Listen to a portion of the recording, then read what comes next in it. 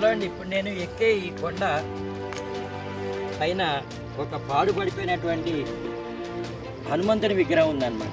ఎక్కే దారంతా కూడా చాలా ముళ్ళ చెట్లు, అలాగే పాములతో, తర్వాత అడవి పందులు కూడా ఉంటాయట చాలామంది చెప్తున్నారు. అయినా సరే మనం అడ్వెంచర్ చేస్తూ పైకైతే వెళ్తున్నాము, చూడాలి.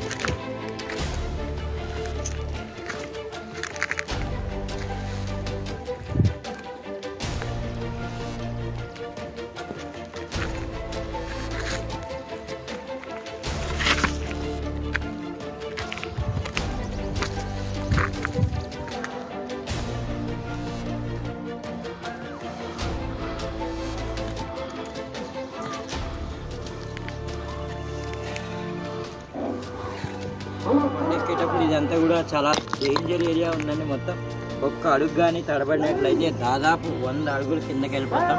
తీవ్రమైన గాయాలు అయ్యే ప్రమాదం కూడా ఉంది. అంతా ముళ్ళ చెట్లు, కంపలు ఉన్నాయి, అలాగే పాములు ఉన్నాయని చెప్పి భయం కూడా అవుతుంది. కానీ పట్టుదలతో కొండైతే ఎక్కేస్తున్నానండి.